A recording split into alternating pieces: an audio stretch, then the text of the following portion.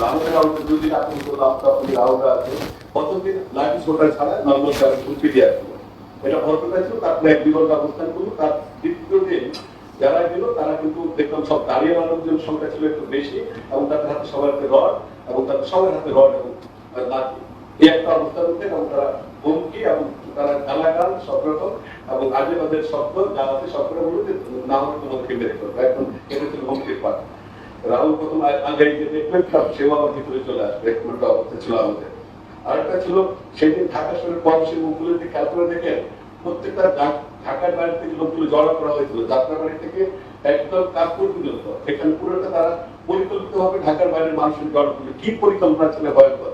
কাজপুর ব্রিজের ওখান থেকে এই পর্যন্ত। আর আরেকটা ছিল সেদিন একজন পুলিশ সদস্যকে মেয়েরে ঝুলিয়ে রাখতে হয়েছিল। উত্তরা আমাকে উল্লেখ করলেন সেদিন ঘটনাস্থলে ঘটনার সময় যেদিন জাহাঙ্গীরের সহকর্মীকে মেরে ঝুলিয়ে রাখতে হয়েছিল, ওই রাস্তাতে আমি অফিসে যাওয়ার কিছুক্ষণ পরে ঘটনাটা ঘটেছিল। উদ্বৃত্ত হয়েছিল আমাকে বাড়িতে, কারণ রাস্তার অবস্থা ভয়াবহ ছিল। এত তাণ্ডব, এত ভয়াবহতা, মেরে ঝুলিয়ে রেখেছিল। এটা কারা এই ধরনের কাজ করতে পারে? কোন ছাত্ররা এটা করতে পারে বলে মনে হয়? সকল এটার মধ্যে প্রমাণ হয় যে তারা আগে থেকে প্রশিক্ষিত মানুষ, যারা কিভাবে আগুন লাগাবে, কিভাবে গান করার ব্যবহার করবে, কিভাবে মেরে ঝুলিয়ে রাখতে হবে, এটা সাধারণ কোনো মানুষের পক্ষে সম্ভব না। এই ধরনের ভয়ঙ্কর কাজ করা, এটা অস্বাভাবিক একটা ঘটনা ছিল আমাদের সবার জন্য। আর একটু ব্যাপার ছিল সেই সময় আমাদের দেখেছি অনেকদিন থেকে আমাদের এই ধরনের মুভমেন্ট তৈরি করার জন্য অনেকগুলো ব্লগ 2-3 বছর ধরে ইস্কান্দার মির্জা ফ্যামিলি, সোশ্যাল মিডিয়ার কথা আমি বলছি, অনেকগুলো পেজ তৈরি করো, ইস্কান্দার ফ্যামিলি, বিএনপি ফ্যামিলি, অমুক ফ্যামিলি। তার বাইরে আমাদের পদ্ধতি কাজ, যেমন ইংরেজি শিখুন, একটা ছেলেকে কাজ দেওয়া হয়েছিল, তার মেয়েকে কাজ দিয়েছিল, আইসিটি মন্ত্রণালয় থেকে কাজ দিয়েছিল, সেই পদাংশ তার কাজ বাতিল করা হয়েছিল একটা দেখলাম। ইংরেজি শিখুন, এইসব বিভিন্ন ব্লগ ব্যবহার করে একটা পূর্ণাঙ্গ তৈরি করা হলো। সোশ্যাল মিডিয়া সবাইকে জনপ্রিয় বেরিয়ে আসুন, আপনারা এরকম হয়েছে, সরকার পতন ঘটে গেছে, সকল তৈরি করার কথা। আর্নিং এন্ড লার্নিং কতগুলো জায়গায় জড়িত, আমাদের এখন আমাদের শনাক্তের সময় এসেছে। সকল জায়গাগুলো আমাদের বের করতে হবে, তারা এই পরিপূর্ণ গোছানো আক্রমণগুলো আগে থেকে এবং মানুষকে বের করে আনার জন্য ভূমিকা রেখেছিল। আমরা আরেকটা বিষয় আমরা দেখেছিলাম, অনেকে এবং অনেক কাছে অবৈধ ছিল, বিশেষ করে পুরীলে যেদিন 37 দিন আর্মি গেল, পুলিশ গেল, সেদিন আপনি দেখলাম তারা এখানে এই পাশে তারা দাঁড়িয়ে ছিল। 30 বছর থেকে 50 বছর কোনো ছাত্র না, 30 বছর 50 বছর তারা পরিকল্পিত প্রশিক্ষিত মানুষ। ওই মানুষদের অস্ত্র তারা পাল্টা কিন্তু তৈরি করেছিল পুলিশকে। এই অস্ত্রটা কোথায় দিয়েছিল? কি করে নরসিংদীতে একটা জেলখানা হামলা করে, তছনছ করে, আসামি বের করে, অস্ত্র বের করে নিয়ে চলে গেল। 9 জন জঙ্গি ছিল নরসিংদী জেলখানা। এই 9 জন কোথা থেকে তারা বের করে আমার পরিকল্পনার সঙ্গে জঙ্গিবাদের সক্ষমতা আছে কিনা পুরনো পরিকল্পনা দিলাম, পরিকল্পনা সেটা ক্ষতিও দেখা আমার কাছে মনে হয়েছে একটা বড় বিষয় দরকার। স্পষ্টতা যে স্থাপনা টার্গেট করে যেটা বোঝা আমার উল্লেখ করে প্রত্যেকটা জায়গায় স্পষ্ট স্থাপনা এরিয়াগুলো দেখতে হবে। ঢাকার প্রবেশ মুখ এই পাশে, টঙ্গীর প্রবেশ মুখ ওই পাশে, বসিলার প্রবেশ মুখ ওই পাশে, সাভারের প্রবেশ মুখ ওই পাশে। প্রত্যেকটা প্রবেশ মুখতে তারা ব্যবহার করে, প্রত্যেকটা প্রবেশ মুখে জমায়েত ছিল। এই বিষয়গুলো আমাদের অনেকদিনের পরিকল্পনা, একটা গোছানো ভুল করে হয়ে আছে এমন কোনো ছাত্রদেরকে সামনে ঠেলে দিয়ে পিছনে পুরোটাই পরিকল্পিত গোছানো আক্রমণ এবং বাংলাদেশকে অর্থনৈতিক সুযোগ বাংলাদেশের ধ্বংসাত্মক রাষ্ট্র পরিণত করার জন্য। এবং সেটা আমরা যখন বাইরে বেরোই, আমরা যখন যে ঘটনাস্থলগুলো দেখে আমরা বুঝলাম যে কতটা ধ্বংসাত্মক তৎপরতা সেদিন চালানো হয়েছিল একটা মধ্যে থেকে। মৃত্যুর ক্ষেত্রে খুব কম ছাত্র মারা গেছে, খুব কম, এবং যাদের মারা মৃত্যু যাত্রী বেশিরভাগের বয়স অনেক বেশি। আমি সরজমিনে আমার গোটা থেকে পাঠিয়েছিলাম, তারা সেটা দেখে বলেছিল যে এই একটা অবস্থাগুলো এখানেও বের করা দরকার, এটা এই অবস্থাগুলো। তারপর হলো আমাদের সাইডের ছাত্রলীগ যুবলীগের ছেলেরাও মারা গিয়েছিল। সবচেয়ে ভয়ঙ্কর একটা ঘটনা ছিল সেদিন যেদিন বিশ্ববিদ্যালয় থেকে ছাত্রলীগ আপিসের কথাগুলোরা বেরোয় চলে আসলো, সেই রাতে যে ভয়ঙ্কর ভাবে তাদের উপর নির্যাতন চালানো হয়েছিল, কলমিডিয়া সেভাবে আমরা আমি নেই মানতে পারিনি, এটা আমাদের আরেকটা ব্যর্থতার পার্ট ছিল। যে বিভিন্ন মেয়েদের হলগুলোতে ওদেরকে এক করে 3 জনকে বেঁধে রাখা হলো, তাদেরকে নাকে খাওয়া দেওয়া হলো, তাদেরকে ভয়ঙ্কর নির্যাতন করা হলো, তাদের প্রত্যেকটা রুম জ্বালিয়ে দেওয়া হলো। প্রত্যেকটা রুম আগে থেকে তালিকা করা ছিল, কত রুম তারা জ্বালিয়ে দিবে, প্রত্যেকটা রুম জ্বালিয়ে দিয়েছে। একরকম হল সবগুলো হবে, অল্প সবগুলো হল তারা রুম গুলো জ্বালিয়ে দিয়েছিল। তারপরে তাদেরকে আগে থেকে টার্গেট করে তারা জ্বালাতে পারতো না। এটা আগে থেকে তৈরি করার অংশকে আমরা এই কাজগুলো করবো। নাশকতা কারণে আপনি মনে করি ছাত্রীরা আনতে হবে যে কোনো মূল্যে, এবং আরেকটা বিষয় আপনি খেয়াল করেছেন, ডক্টর ইউনূস সাহেব তো উল্লেখ করলেন, ডক্টর ইউনূস সাহেব আন্তর্জাতিক সম্প্রদায়কে নিউজটা আমার কাছে প্রকাশ করেছিল, আমরা বাইরে থেকে পেয়ে আন্তর্জাতিক আহ্বান করছিল বাংলাদেশের হস্তক্ষেপ করার জন্য, ওই জায়গাটা আমরা খেয়াল করছিলাম প্রথম দিন। এবং শুধু তাই নয়, হোয়াইট চামড়ার লোকজনকে ব্যবহার করে আমেরিকার মধ্যে যাতে মিছিল করানো হয়েছিল। আরেকটা জিনিস তদন্ত করার দরকার, সকল নেটওয়ার্ক যখন বন্ধ, তাহলে কোন নেটওয়ার্ক বাংলাদেশের ফুটেজ গুলো সেই সময় বিদেশে গিয়েছিল, বিভিন্ন টেলিভিশন গুলোতে, আন্তর্জাতিক টেলিভিশন গুলো আমরা দেখেছিল, ইউটিউবের ব্যবহার করেছিল, বিদেশিরা ব্যবহার করেছিল। তাহলে কোন নেটওয়ার্ক কি বাংলাদেশের অন্য কোনো নেটওয়ার্ক আছে যেটা ব্যবহার করে বিদেশে এই ধরনের ভিডিও ফুটেজ পাঠানো যায়? এটা আমার কাছে মনে হয় একটা তদন্ত করে দেখা উচিত। আগামীতে যে কোনো হুমকি আমি শেষ করতে একটা বলে এইটুকু বলে, আমরা একটা জায়গা থেকে আমরা মিডিয়া আমরা আমাদের কাজগুলো দায়িত্বের ক্ষেত্রে কতটা করেছি কতটুকু বিষয় না, কিন্তু আগামীতেও আমাদের সবাই যদি সচেতন না থাকি তাহলে আমরা কোনো বিচার পাবো না। মিডিয়া হোক, রাজনীতি হোক, দেশে মুক্তিযুদ্ধ, মুক্তিযুদ্ধ, সাংস্কৃতিক, হিস্ট্রি, কালচার সবগুলো একসঙ্গে শেষ হয়েছে। শুধু বিশেষ কয়েকটি ভাবনা নয়, অনেক কিছু শেষ হয়ে গেছে।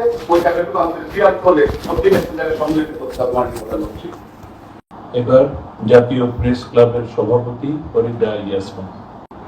ধন্যবাদ মাননীয় প্রধানমন্ত্রী। দেশের এরকম উদ্ভূত পরিস্থিতিতে আপনি সাংবাদিকদের সঙ্গে কথা বলতে আমাদেরকে ডেকেছেন, এজন্য আপনাকে ধন্যবাদ জানাই। মাননীয় প্রধানমন্ত্রী, আপনি বঙ্গবন্ধু কন্যা, আপনার সাহস এবং আপনার আত্মবিশ্বাস বাঙালিকে নানান সংকট থেকে বারবার সংকটের উত্তরণে সহায়তা করেছে, উত্তরণ হয়েছে। নির্বাচনের আগেও যে ষড়যন্ত্র হয়েছিল যে নির্বাচন হবে না, নির্বাচন বানচাল করার যে ষড়যন্ত্র, আপনি আপনার বুদ্ধিমত্তা, আপনার সাহস, আপনার দূরদর্শিতা দিয়ে আপনি একটা সুন্দর সুষ্ঠু নির্বাচনের মাধ্যমে নতুন সরকার গঠন করেছেন।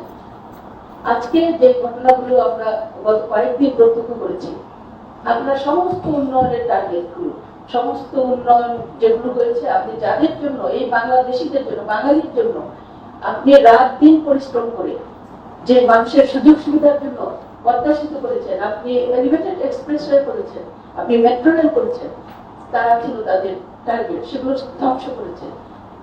শুধু ঢাকা না, বিভিন্ন জেলায় যেভাবে মানে স্টেশনে গাড়িগুলো ছিল, বাসগুলো ছিল, গাড়িগুলো, সেগুলোকে আগুন দিয়ে পুড়িয়ে মানে নৃশংস ধ্বংসযজ্ঞের একটা দেশে পরিণত করেছে। রাত্রে আমরা বের হয়ে যখন রাস্তায় দেখলাম, মনে হলো যে যুদ্ধ বিধ্বস্ত একটা দেশে আমরা আছি।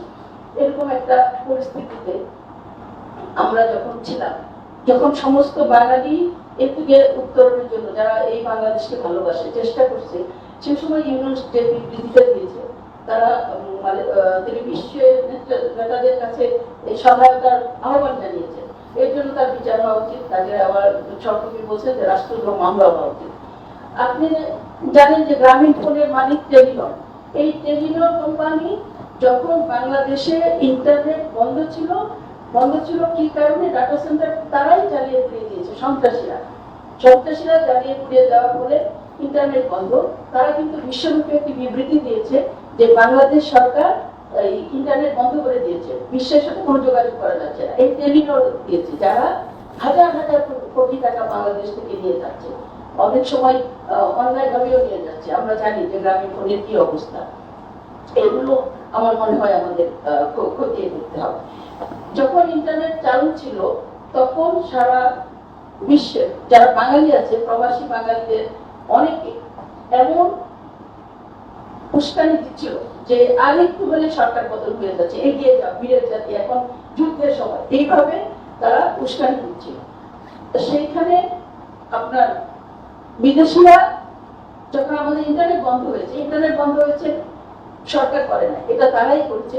কিন্তু তারপরে দেশের বাইরে কিন্তু যে প্রতিবাদগুলো হচ্ছে, সেখানে কয়েকটাও অংশ নিচ্ছে। তাদের কাছে মিস ইনফরমেশন যাচ্ছে যে বাংলাদেশে একটা ধ্বংসযোগ্য সরকার চালাচ্ছে। এখন সেখানে আমি জানি, যতটুকু বাইরে থেকে যোগাযোগ করে শুনলাম যে ডিসিতে, নিউ ইয়র্ক সিটিতে, বিভিন্ন শহরে এবং অন্যান্য দেশে, সৌদি আরব কথা তো বললেন, অন্যান্য দেশে, ইউরোপীয় বিভিন্ন দেশে মানে সরকার বিরোধী বিক্ষোভগুলো হচ্ছে। আমাদের এই বিষয়গুলো দেখতে হবে। আমাদের যেহেতু প্রত্যেকটা জায়গায় দূতাবাস আছে, দূতাবাসের সাথে তো ইন্টারনেট লাগে না, টেলিফোনে কানেকশন করা যাচ্ছে বা কথা বলা যাচ্ছে। এগুলো খোঁজ নেওয়া, এগুলো কারা করছে, কিভাবে করছে, এবং বিভিন্ন মিডিয়া বিশ্বের অন্যান্য মিডিয়া, পশ্চিমা মাধ্যম আমরা যাদেরকে বলি পশ্চিমা গণমাধ্যম, তারা তাদের মতো করে মানে একটা প্রোপাগান্ডা মেশিন হিসেবে তারা এখন ব্যবহার করছে বাংলাদেশের বিরুদ্ধে। এখানে যারা দায়িত্বপ্রাপ্ত আছেন, আমি একটু প্রস্তাব রাখতে চাই যে ওই মিডিয়ার মালিকদের সাথে, মিডিয়া যারা চালান তাদের সাথে কথা বলে যে আসলে আমার দেশে কি হয়েছে, এই ঘটনা হয়েছে, দরকার হলে তোমরা এসে দেখে যাও।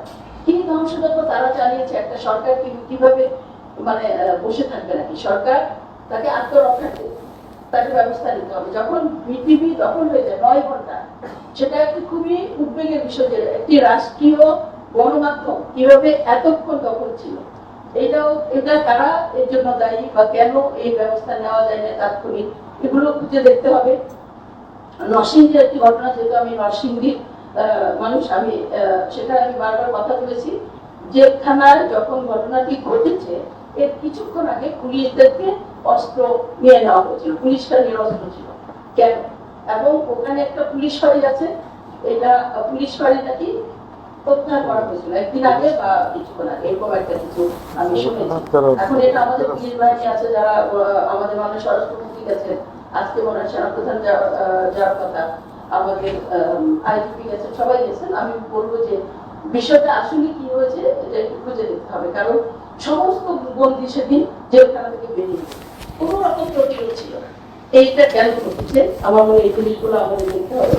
আরেকটি কথা যে সাংবাদিকরা তাকে অন্যান্য উন্নয়নের সাথে, যে তৃতীয় স্তম্ভের সাথে চতুর্থ স্তম্ভ রাষ্ট্রে গণমাধ্যমের উপর যেভাবে হামলা হয়েছে এবং তারা ছিল টার্গেট, সাধারণ একটা গণমাধ্যম কর্মীও বাইরে হতে পারে না, তাকে মারধর করেছে। আমরা হয়তো কয়েকজনের কথা জানি যে তিনি কয়েকজন মারা গেছেন, শতাধিক আহত হয়েছে, কিন্তু অনেক জানি যে যারা মারধর খেয়েছে তাদের একটা রিপোর্ট হয়। আমার পত্রিকার নিউজে এটা তাকে মেরে সাংবাদিক শোনার পর তাকে সবাই দিয়েছে এবং মোটরসাইকেল রেখে বলেছে বাড়িতে। এরকম ঘটনাগুলি ঘটেছে। আর নারায়ণগঞ্জে যে ঘটনাটা ঘটেছে, মাননীয় প্রধানমন্ত্রী এটি ৭১-এর যে ঘটনাগুলি বিভৎসতাকে মানে ছাড়িয়ে গেছে, সহ্য করা যায় না। রাস্তার মাঝে বিভস্ত করা হচ্ছে, রাস্তার মাঝে তাকে যৌনহরণ করা হচ্ছে। 3টা মেয়েকে, 2টা মেয়ে কোনোরকম পালাতে পেরেছে, একটা মেয়ে সোনালী নামে একটা মেয়ে, তাকে মানে সে সরাসরি একটু সাক্ষাৎকার দিয়েছে, টেলিভিশনে দিয়েছে, পত্রিকায় দিয়েছে, নাম বলেছে বিএনপি লোকজন জড়িত ছিল, সে তো নাম বলেছে। তাহলে এখানে আমাদের সমস্যা কোথায়? সেখানে সহজে তাদেরকে বের করা, সে নামগুলো বলেছে। এইটা কি কোনো স্বাধীন বাংলাদেশে, যে বাংলাদেশে প্রধানমন্ত্রী বঙ্গবন্ধু কন্যা শেখ হাসিনা এই নারীদের জন্য এত সুযোগ সুবিধা করে দিচ্ছে, সেই নারীকে রাস্তায়, এইটা কোন বাংলাদেশ? এটা আমাদের মানে এত কষ্ট লেগেছে যে মাননীয় প্রধানমন্ত্রী তাহলে সকাল থেকে রাত পর্যন্ত তিনি যেভাবে পরিশ্রম করেন, আমরা তো অনেক সময় কাজ থেকেও দেখেছি, তার শুনে গিয়ে দেখছি যে তিনি কিভাবে কাজ করেন। তার আমরা দেখি পার্লামেন্টে তিনি সবার আগে আসেন এবং সবার পরে যান। পার্লামেন্টে বসে বসে তিনি অফিসে কাজগুলি করছেন, তিনি কি জন্য করছেন? তার তো অন্য কিছু চাওয়া কম। এই বাংলাদেশের মানুষের ভালো থাকার জন্য, এই বাংলাদেশের মানুষ আজকে তিনি কাজ করেছে এইভাবে। আমি বলবো যে ছাত্রদের আন্দোলনে ভর করে তারা অনেকদিন ধরে ইসলামিকটা ছিল তাদের, যে সারা বাংলাদেশে একযোগে, যখন ৬৬টা জেলায় বোমা হামলা হয়েছিল, যেভাবে একযোগে এটা পরিকল্পনা ছিল, এটাও পরিকল্পনা ছিল একযোগে সারা বাংলাদেশে প্রত্যেকটা জেলা, একেবারে প্রত্যন্ত, শুধু জেলা না, উপজেলা, আমার উপজেলা রায়পুরায়, সেখানে রাস্তাঘাট মানুষজন মারধর করে বোমা ককটেল এবং অস্ত্র মানে গুলি করেছে সরাসরি। এই বিষয়গুলো আমার মনে হয় যে মানে কাউকেই ছাড়া যাবে না, কাউকেই ছাড়া যাবে না, খুঁজে বের করে শাস্তির আওতায় আনতে হবে। গণমাধ্যমের কর্মী হিসেবে আরেকটু বলতে চাইছি, যারা এটা আমার সহকর্মীরা বলছেন, যারা হতাহত হয়েছেন, আপনারই তৈরি মাননীয় প্রধানমন্ত্রী সাংবাদিক কল্যাণ ট্রাস্ট, আপনি তাদেরকে সাংবাদিকদের সাংবাদিক কল্যাণ ট্রাস্টের মাধ্যমে কোটি কোটি টাকা দিচ্ছেন। তো এই সাংবাদিক কল্যাণ ট্রাস্ট আবার এদের সহায়তায় আসতে পারে। এই যে টাকাগুলো আমরা এমনি দিচ্ছি, সেখানে যারা আহত হয়েছে কাজ করতে গিয়ে সেভাবে সহায়তা করা যায়। আর একটি কথা বলতে চাই যে গণমাধ্যম সত্যের পক্ষে, গণমাধ্যম স্বাধীনতার পক্ষে, এবং এর মধ্যে এই সময় যেসব গণমাধ্যম বিপক্ষে কাজ করেছে সেগুলোকে আমরা তো এই দেশটাকে ভালোবাসি, আমরা এদেশের স্বাধীনতা সার্বভৌমত্বের পক্ষে, এবং গণমাধ্যমের দায়িত্ব হওয়া উচিত স্বাধীনতা সার্বভৌমত্বের পক্ষে। অতএব এগুলো চিহ্নিত করতে পারে মাননীয় প্রধানমন্ত্রী। আমি আপনাকে আবার ধন্যবাদ জানাই, এবং আপনি আছেন বলে বাংলাদেশ সর্বমূল্যে টিকে আছে, আপনি টিকে থাকবে এই প্রত্যাশা রাখি। জয় বাংলা, জয় বাংলা।